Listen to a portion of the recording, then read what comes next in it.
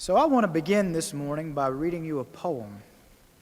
It's a poem by former poet laureate of New Hampshire, Jane Kenyon. It's a poem called Otherwise, and it goes like this. I got out of bed on two strong legs. It might have been otherwise. I ate cereal, sweet milk, ripe, flawless peach. It might have been otherwise. I took the dog uphill to the birch wood. All morning I did the work I love. At evening I lay down with my mate. It might have been otherwise. We ate dinner together at a table with silver candlesticks. It might have been otherwise. I slept in a bed in a room with paintings on the walls and planned another day just like this day.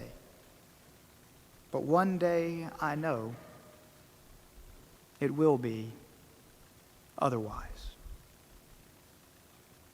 A powerful poem, right? I'd ask you to hang tight to it because we're going to come back to it in just a minute. But for now, though, I want to shift gears and I want to quickly talk about gardens. As we get deeper into February, with March now just around the corner, many who are gardeners are beginning to feel the tug, that pull, awareness that the planting season is nigh. And they're excited about getting their seeds into the ground, excited about caring for and cultivating these gardens for their beauty and for their vegetation. I myself am not much of a gardener, I'm sorry to say, but I have a profound respect for those who are. In fact, my church in Kentucky started a community garden ministry early in my tenure there. And one of my great joys while being in Kentucky was spending time during the week walking around in that garden, just admiring its beauty and praying for those in the local community who would be fed on its account. And here's why I bring that garden up this morning. It's to tell you this, that as our garden committee began to dream about this potential ministry, we made several site visits to community gardens elsewhere throughout the state. And at most of those community gardens that we visited, we found well-tended plots that yielded big, beautiful vegetables that burst with bright, vibrant colors. But that said, in most of these gardens, we also found several desiccated and dying plots as well. In other words, plots that had been started by and then abandoned by people. Right there in the same community garden.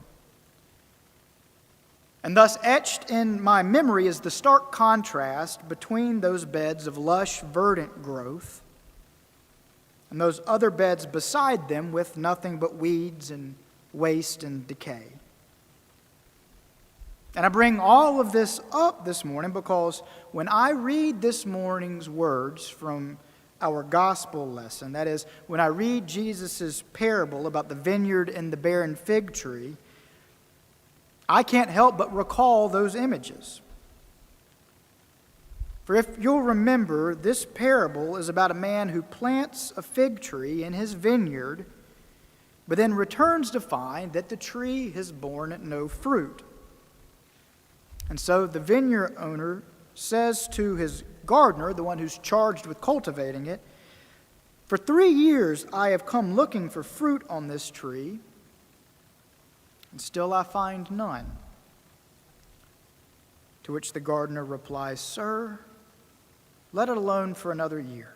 Give it more time. If it bears fruit next year, well and good. But if not, then you can cut it down." In other words, the tree has been productive. It's been, quote, wasting the soil, as the parable puts it. But even so, the gardener, the one tasked with cultivating it, suggests that they give it a little more time, giving the tree yet more opportunity to finally bear the fruit for which it was planted. which therefore means that this tiny little parable, like all of Jesus' parables really, is the human story in a nutshell. This one teaching us this: that every day we as human beings have the opportunity, the responsibility to tend the soil of our lives, to cultivate the image of God within us in such a way that our lives bear the fruit of God's Spirit. To cultivate the image of God within us in such a way that we reflect back to all of creation the very God who created it. Yet so often, given this awesome opportunity, given this unfathomable responsibility, we as human beings nonetheless fail to properly attend to the soil. That is to say, fail to properly cultivate our lives upon this earth so as to bear the fruit that we as human beings, that we as God's image bearers, were designed, were planted here to bear. Yet, and here's the exquisite part of this parable, the exquisite beauty of it, and yet, all the while, the unconditional love of God, expectant though patient, continues to call us out of ourselves and into a life of love and gratitude and service. A life where we finally begin to bear good fruit. Which leads me now to a quick word on the upcoming season of Lent, the season that begins this coming Wednesday, on Ash Wednesday. Among the many things that Lent serves to remind us of as the Christian church each year is that we as human beings are not just here. That the existence of humanity, and thus the existence of each and every one of us, is not arbitrary, is not accidental. That instead we are fearfully and wonderfully made, as the Scriptures put it. Designed by God with a purpose. Created in God's very image and marked by our responsibility to and for not just one another, which is an awesome enough thing, but for all of creation. Planted by God, if you will, to bear fruit.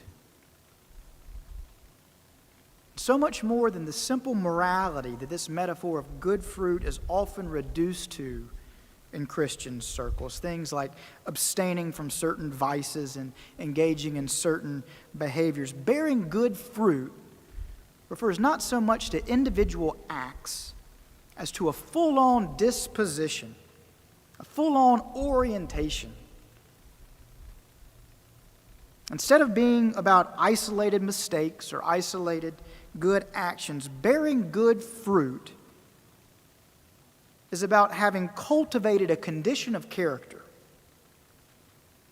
about having arrived at a state of being.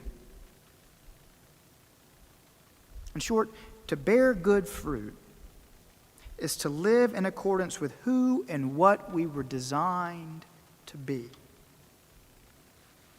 And as the Christian tradition and as the Holy Scriptures teach us, the human design is built for love of neighbor, service to and for one another, care for and stewardship of creation, and dependence for every waking breath on the God in whom we live and move and have our being. Which is to say, we are wired in such a way, designed in such a way that it is by doing these things, by bending our wills to this our design, that we grow and thrive and flourish. And thus, when we act in accordance with this our design, certain results follow. We and those with whom we interact in the larger world around us all come to know greater and greater levels of love, joy, peace, patience, kindness, say it with me, generosity, goodness, faithfulness, gentleness, and self-control. And moreover, the creation over which we are caretakers comes to flourish further and further reflect back to God the verdancy and the vitality for which it was originally created. Thus, it is not accidental that Paul listed these as the fruit of the Spirit. Nor is it therefore accidental that we repeat them as a community of faith each week. For these are the fruits humanity was designed to bear. They are not arbitrary virtues or things incidental to human flourishing. Instead, this is the very essence of who we were created to be. This is the end and goal toward which we are oriented and which the coming kingdom will bring to fulfillment. And thus, when we don't love our neighbors, and when we serve ourselves rather than one another, and when we cravenly try to control creation for our own wants and conveniences, and when we depend on ourselves and not God for meaning and purpose and control, when we do these things, we don't just err. Instead, we quite literally work in opposition to our very design, to our very nature. And so just as living in accordance with our design bears certain fruits, so too does failure to live in accordance with our design also bear certain fruits. And those are things like competitiveness, and envy, and bitterness, and acquisitiveness, and resentfulness, and jealousy, and constant anger, and rage, and anxiousness, and insecurity. In other words, it results in our becoming the very opposite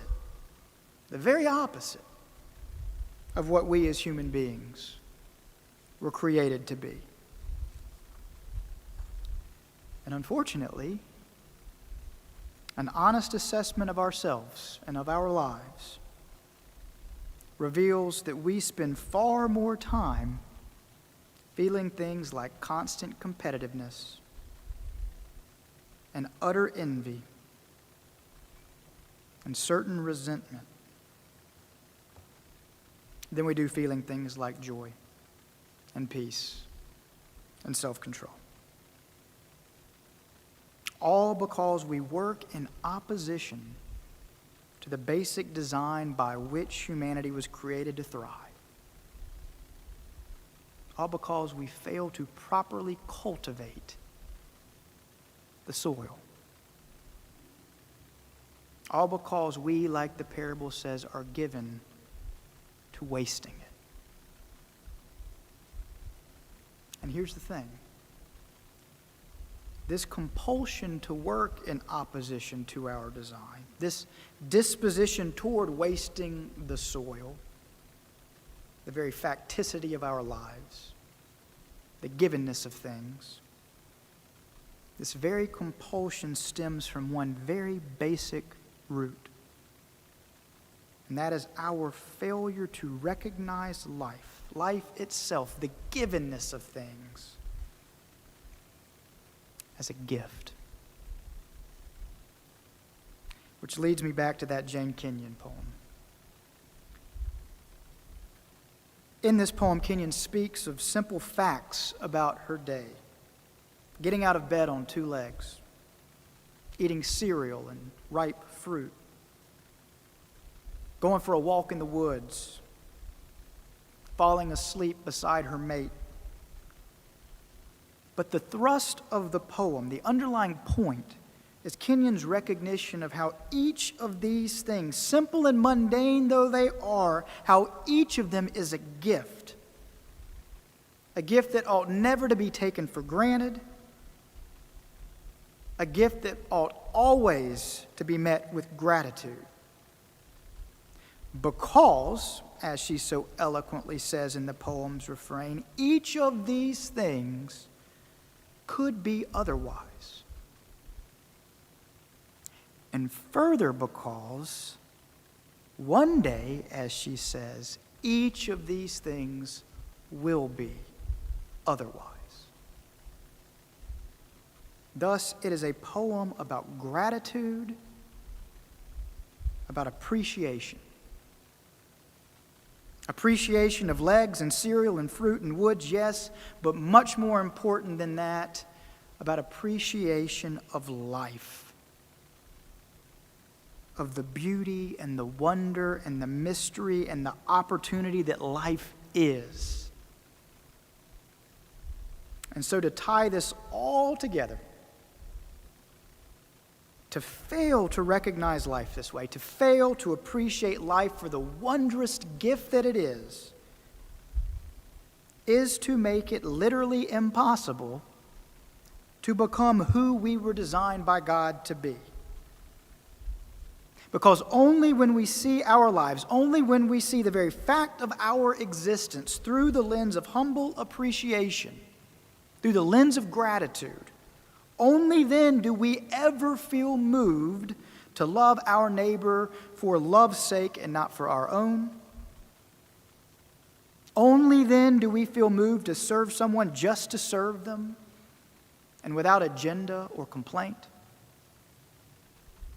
Only then do we feel moved to care for creation, not for mercenary reasons, but for the simple reason that creation is a precious gift and thus, like all precious gifts, deserves to be cared for and nurtured and cultivated.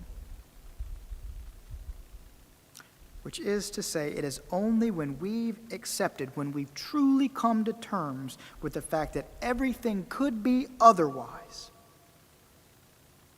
And moreover, as Lent reminds us of, that one day it will be otherwise. It is only then that we can start using the soil for what it's really for, instead of merely wasting it. The old saying's right. Life is a garden. Life is soil. And humankind has been planted in this soil for a purpose. But not just to dig it, as the saying has it, but so much more than that, so as to cultivate it. I close then by saying this. To be created in God's image is to bear the responsibility of reflecting God's very essence, of bringing about God's purpose and intentions throughout all of creation. That, nothing less than that, is what it means to bear good fruit. That and nothing less than that is what it means to be fully human. But so long as we as human beings remain in petty competition with one another, so long as we continue to accumulate and hoard and waste, so long as we continue to resent and divide and exclude, so long as I and we and us remains more important than she and they and them, so long as all of this, we will not bear good fruit. Not because we don't want to, but because we quite literally can't. Because the simple and unavoidable fact is that God did not design us to bear fruit that way. And thus, instead of being like those lush, vibrant beds I spoke of earlier, which is what we're supposed to be like, we instead will be like those dying, desiccated beds that were lying there just beside them.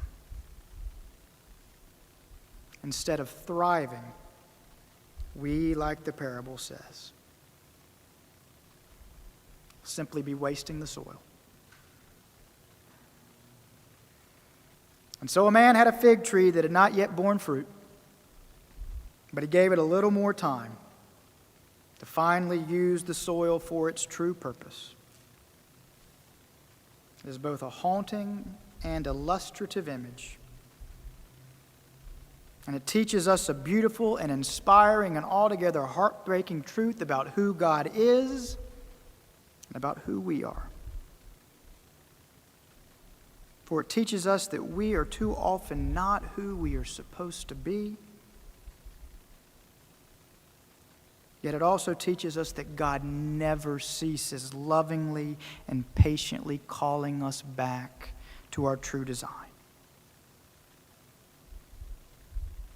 In other words, it teaches us that God sees us in our brokenness, sees us spinning our wheels and trying in vain to establish life and meaning and purpose outside of our human design. It teaches us that God sees us wasting the soil. It teaches us that this breaks God's heart.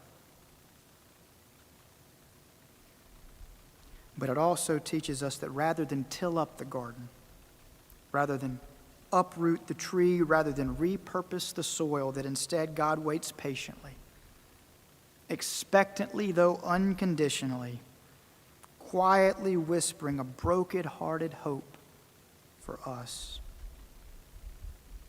that we would finally see what a gift we have been given with this soil, and that we would finally recognize how all this could be and should be, and one day will be, otherwise. Amen.